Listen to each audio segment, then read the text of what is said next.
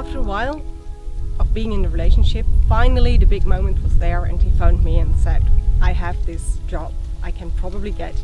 It's far away, it's in a neighboring country of Afghanistan, but it's a safe place, it's a nice place, we can live there together as a family, do you want to come with me? And of course I said yes, because that was what I was dreaming of, being a family and being together wherever.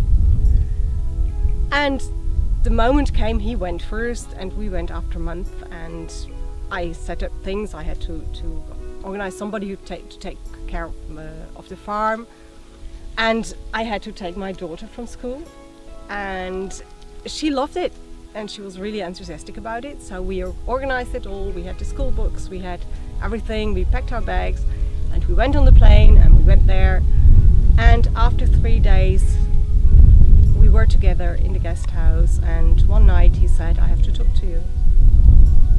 And that's when he told me he didn't love me enough for us to be a family and to be together there. And I don't really remember how I reacted. I think I was in a total shock. And my daughter says that I just started crying and I didn't stop crying anymore. And I think that was actually the truth. Now, 6 months before that day, that fatal day in November, I had seen Douglas. And I had asked Douglas to help me to find a solution for the trouble that Josephine, my daughter, had at school, because she was being bullied. And to my great, total shock, total disbelief, Douglas told me that the trouble was my relationship, that if I would finish the relationship with my boyfriend, my daughter would be fine at school. And I did not believe him.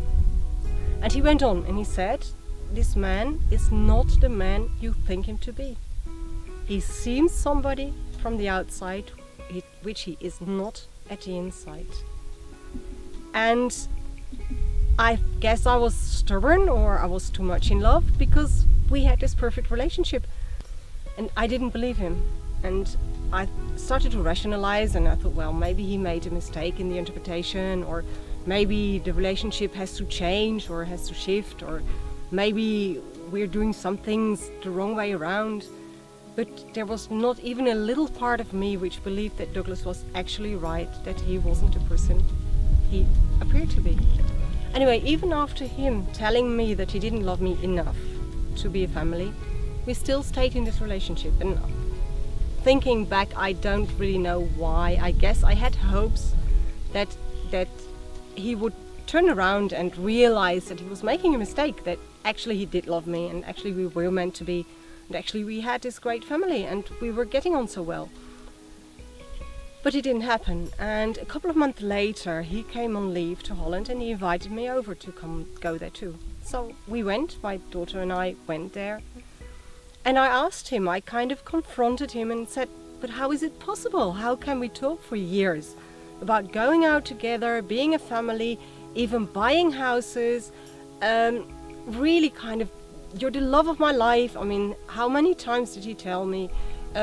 We had engagement rings. It was all really, really like, okay, this is it, we found it. How can it be that from one moment to the other you just lose all of that? And what he then said, that hit me as a brick, because he said, I am not the same person anymore. Then I was somebody and now I'm somebody else. And that's when Douglas' words came, hammering in my head. He is not the person that he seems to be. And ever since I've regretted the fact that I didn't believe Douglas, because if I would have believed him and if I would have taken action, my life would have been much easier, because there was a lot of agony, a lot of sadness, a lot of tears. And not only for me, but also for my daughter.